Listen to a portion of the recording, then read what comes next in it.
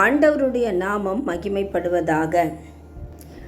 ஏசாயா தீர்க்கதரிசியின் புஸ்தகம் 58ஆம் அதிகாரம் 8ஆம் வசனம்.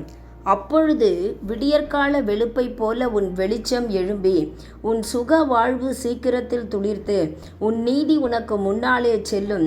கர்த்தருடைய மகிமை உன்னை பின்னாலே காக்கும். இந்த 5 மாதங்களாக தேவன் நம்மை நடத்தியிருக்கிறார். வருஷத்தின் நடு மையத்திலே நாம் வந்திருக்கிறோம். இந்த 6ஆம் மாதம் தேவன் நம் வாழ்க்கையை துளிர்க்க செய்கிற மாதம். காய்ந்து போன வறண்டு போன காரியங்களை கர்த்தர் துளிர்க்க செய்வார். இந்த வசனத்திலே 3 காரியங்களை கூறுகிறார். ஒன்று, உன் வெளிச்ச எழும்பி என்று சொல்லப்பட்டிருக்கிறது. விடியற்கால வெளுப்பை போல உன்னுடைய வெளிச்சம் எழும்பும். இருண்டு கிடக்கிற எந்த ஒரு பொருளும் யாருடைய கண்களுக்கும் தெரிவதில்லை. அந்த பொருளின் மேலே வெளிச்சம் உதிக்கும் என்றால் அது எல்லாருடைய கண்களுக்கும் தெரிய வரும் பொழுது அது மடமடவென்று வெளிச்சம் பிரகாசிக்கிறதை போல பிரகாசித்து அது வெளியே பரவும். அதை போல நமக்கான வெளிச்சத்தை தேவன் இந்த ஜூன் மாதத்திலே நம்முடைய வெளிச்சத்தை எழும்பும்படி செய்வார். நீங்கள் ஏசாயா தீர்க்கதரிசியின் புஸ்தகம் 60ஆம் அதிகாரம் 1ஆம் வசனத்தை வாசிப்பீர்கள் என்றால், எழும்பி பிரகாசி உன் ஒளி வந்தது. நமக்காக அந்த அதிகாரம் முழுவதையும் நீங்கள் வாசித்து பாருங்கள். ஒளி உதிக்கும் என்று சொன்னால் என்னென்ன காரியங்கள் நடக்கும் என்றதை குறித்து அருமையான வாக்குத்தத்தங்கள் அந்த அதிகாரத்திலே எழுதப்பட்டிருக்கிறது. இதுவரை இருண்ட வறண்ட காரியங்களிலே தேவன் வெளிச்சத்தை எழும்ப பண்ணுவார். இந்த ஒளி நம்மை பிரகாசிக்க செய்கிறது மட்டுமல்ல, அந்த ஒளிக்குள்ளாக நம்மை மற்றவர்களும் நடத்துவதற்கு அது உதவி செய்யும், நம்மை களிகூற செய்யும் என்பதை குறித்து சந்தேகமே இல்லை. நீங்கள் யோவானை குறித்து வாசிக்கும் பொழுது அவன் எரிந்து பிரகாசிக்கிற ஒளியாய் இருந்தான், விளக்காய் இருந்தான். நீங்களும் அவன் வெளிச்சத்திலே களிகூற மனதாய் இருந்தீர்கள் என்று ஆண்டவர் சொல்லுகிறார். அப்படி என்றால் வெளிச்சம் நம்மை சுற்றி உள்ளவர்களையும் களிகூற பண்ணும். இந்த மாதம் கர்த்தர் நமக்காக வெளிச்சத்தை எழும்ப பண்ணுகிற ஒரு மாதம்.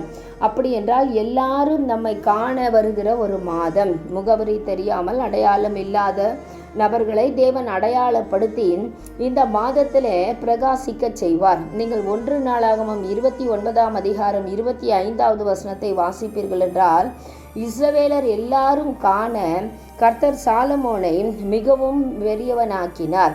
நீங்கள் யோசுவா 4ஆம் அதிகாரம் 4ஆம் வசனத்தை வாசித்தால், எல்லா இஸ்ரவேலரின் கண்களுக்கு முன்பாகவும் தேவன் அவனை மேன்மைப்படுத்தினார். இந்த எங்கேயோ மூலையிலே அடைப்பட்டு கிடக்கிறதான நம்மை கர்த்தர் வெளியே கொண்டு வந்து பிரகாசிக்க செய்கிற மாதம் இந்த ஜூன் மாதம். ஜூன் மாதம் என்றாலே அது ஒரு புதிய துவக்கத்தினுடைய ஒரு மாதம். கர்த்தர் தாமே நம்மை துளிர்விடச் செய்கிற ஒரு மாதம். தூரத்திலே உள்ளவர்களுக்கும் நம்முடைய வெளிச்சத்தை குறித்து கேள்விப்படுவார்கள். தேவன் எழும்ப பண்ணி பயன்படுத்துகிற ஒரு மாதம். மறைவிலே செய்த நற்கிரியைகள், அந்தரங்கத்திலே செய்த ஜெபங்கள், தான தருமங்கள் எல்லாவற்றையும் தேவன் வெளியரங்கமாக்குகிற ஒரு மாதம். இதனால் நம்முடைய நிலைமை மாறும்.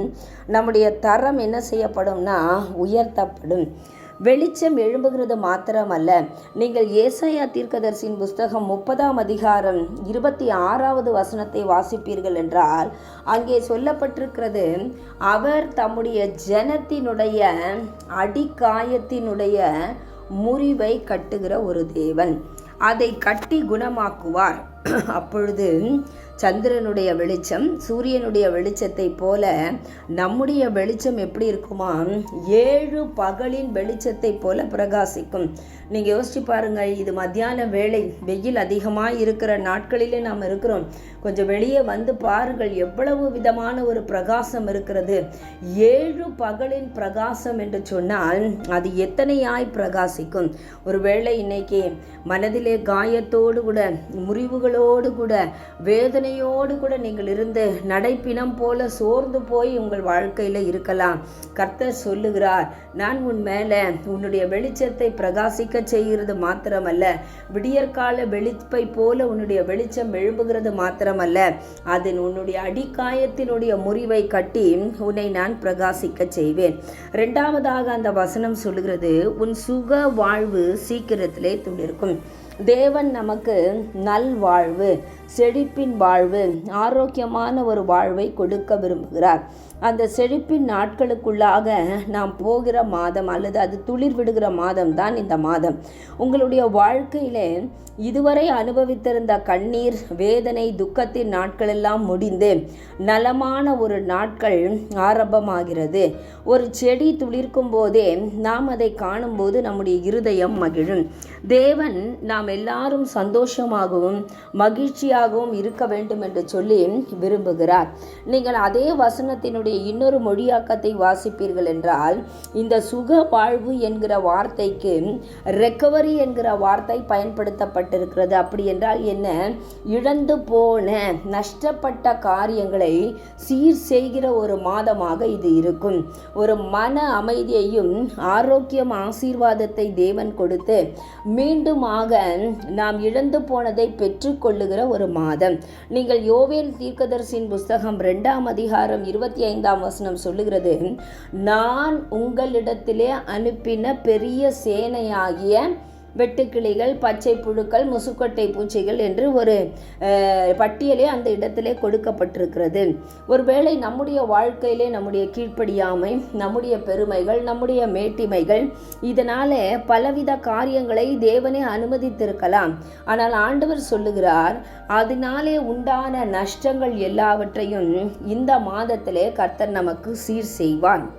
இழந்து போனதை அவர் திரும்ப தந்து நம்முடைய சுக வாழ்வை துளிர்க்க பண்ணுகிற தேவன்.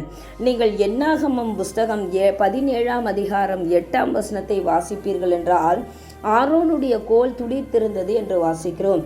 கோல் என்று சொன்னால் காய்ந்து போன ஒரு கட்டை, அது ஜீவன் இல்லாதது, அது செழிக்க துளிர் விட வாய்ப்பே இல்லை. ஆனால் தேவன் ஒரே இரவிலே அந்த காய்ந்து போன கோலை துளிர்க்க பண்ணி அதனுடைய பழங்களை கொடுக்க செய்தார். ஆரோனுடைய கோல் என்று சொல்லுகிறது அழைப்பை குறிக்கிறதான ஒன்று. அநேகருடைய அழைப்பு பிரச்சனை, போராட்டத்தினாலே கேள்விக்குறியாக இருக்கிறது. ஊழியத்திலே வளர்ச்சி இல்லை, பெருக்கம் இல்லை, முன்னேற முடியாதபடி போராடி கொண்டிருக்கிற வேளையில் பவுல் சொல்லுகிறார் 2 கொரிந்தியர் 7:15, உள்ளே பயங்களும் வெளியே போராட்டங்களும் இருக்கிறது என்று சொல்லி. ஒருவேளை அப்படிப்பட்ட சூழ்நிலையில் இருக்கிறவர்களுக்கு கர்த்தர் சொல்லுகிறார், நான் உன்னுடைய ஊழியத்தை துளிர்க்க பண்ணுவேன், உன்னுடைய அழைப்பை துளிர்க்க பண்ணுவேன். துளிர்க்க பண்ணுகிறது மாத்திரமல்ல, மோசே அந்த கோலை வெளியே கொண்டு வருகிறார். இப்பொழுது எல்லாருமே பார்க்கிறார்கள், அது பூ பூத்து காய் காய்த்து அது வாதுமை பழங்களை கொடுத்திருந்தது. நம்முடைய வாதுமை பழம் என்பது எதை குறிக்கிறது என்றால், இந்த கோல் அந்த வாதுமை மரத்திலிருந்து வெட்டப்பட்டிருக்கிறது என்பதை காண்பிக்கிறது. அதை போல நாம் எத்தன்மை உடையவர்களாய் இருக்கிறோம், எவ்விதமான நற்கிரியைகளை நாம் செய்திருக்கிறோம் என்பதை எல்லாம் தேவன் என்ன செய்வார்? அந்த கனிகளின் மூலமாக நமக்கு வெளியே கொண்டு வருவார். அது மாத்திரமல்ல, உன் நீதி உனக்கு முன்னாலே செல்லும், கர்த்தருடைய மகிமை உன்னை பின்னாலே காக்கும் என்று சொல்லப்பட்டிருக்கிறது. கர்த்தர் முன்னும் பின்னும் ஒரு பாதுகாப்பை நமக்கு கொடுக்கிறார். இதுவரை நாம் செய்த நற்கிரியைகள், இதுவரை நாம் செய்த நேர்மையான செயல்கள் நமக்கு முன்னாலே சென்று நம்முடைய பாதையை அது ராஜபாதையாக மாற்றி அநேகருடைய தயவும் உதவிகளும் ஒத்தாசைகளும் பெற காரணமாய் அமைகிறது. பின்னாலே கர்த்தருடைய மகிமை நம்மை காக்கிறது. நீங்கள் 37ஆம் சங்கீதம் 6ஆம் வசனத்தை வாசித்தீர்கள் என்றால், உன் நீதியை வெளிச்சத்தை போலவும் உன் நியாயத்தை பட்ட பகலை போலவும் விளங்க பண்ணுவார் என்று சொல்லப்பட்டிருக்கிறது. கர்த்தர் விளங்க பண்ணுகிற ஒரு மாதம். நம்முடைய சுக வாழ்வை துளிர்க்க பண்ணுவார். நம்முடைய வெளிச்சத்தை அவர் வெளியே பிரகாசிக்க செய்கிற தேவன் மாத்திரமல்ல. இந்த வார்த்தை நம்முடைய வாழ்க்கையில் நிறைவேற வேண்டும் என்றால் நாம் ஒன்று செய்ய வேண்டும். அது நிபந்தனையாக ஏசாயா 58:6-7 சொல்லப்பட்டிருக்கிறது, கட்டப்பட்டிருக்கிற ஜனங்களை விடுதலையாக்க நாம் பாடுபட வேண்டும். அநேக ஜனங்கள் கட்டப்பட்டிருக்கிறார்கள். இப்படிப்பட்ட ஜனங்களை விடுதலையாக்க நாம் பாடுபட வேண்டும். அதை தான் அந்த வசனம் சொல்லுகிறது. அக்கிரமத்தின் கட்டுகளை அவிழ்க்கிறதும் நுகத்தடியின் பிணையல்களை நெகிழ்கிறதும் நெருக்கப்பட்டிருக்கிறவர்களை விடுதலை ஆக்கி விடுகிறது. பசி உள்ளவனுக்கு, சிறுமைப்பட்டவனுக்கு நாம் உதவி செய்கிறது. கர்த்தர் அதை விரும்புகிறார். நாம் அவ்வாறு செய்யும் பொழுது, அதனால்தான் சிறுமைப்பட்டவன் மேல் சிந்தை உள்ளவன் பாக்கியவான் என்று சங்கீதத்திலே நாம் வாசிக்கிறோம். அவ்வாறு செய்யும் பொழுது நம்முடைய விடியற்கால வெளுப்பை போல நம்முடைய வெளிச்சம் எழும்பி நம்முடைய சுக வாழ்வு சீக்கிரத்திலே துளிர்த்து நம்முடைய நீதி நமக்கு முன்னாலே சென்று கர்த்தருடைய மகிமை நம்மை பின்னாலே காக்கும். எனவே சோர்ந்து போகாதிருங்கள். இந்த 6ஆம் மாதம் வருஷத்தின் நடுவிலே தேவன் தம்முடைய கிரியைகளை உயிர்ப்பித்து அவர் மீண்டுமாக நம்மை துளிர்விடச் செய்வார். காய்ந்து போன பட்டுப்போன காரியங்களை அவர் துளிர்க்க பண்ணுவார். தண்ணீரின் வாசனையினாலே இளமரம் செழிக்கிறது போல, ஒரு வெட்டப்பட்ட மரம் செழிக்கிறதை போல கர்த்தர் நம்முடைய ஆவிக்குரிய காரியங்களையும் பூமிக்குரிய ஆசீர்வாதங்களையும் செழிக்க பண்ணுவார். கர்த்தர் தாமே ஆசீர்வதிப்பாராக. ஆமென். God bless you.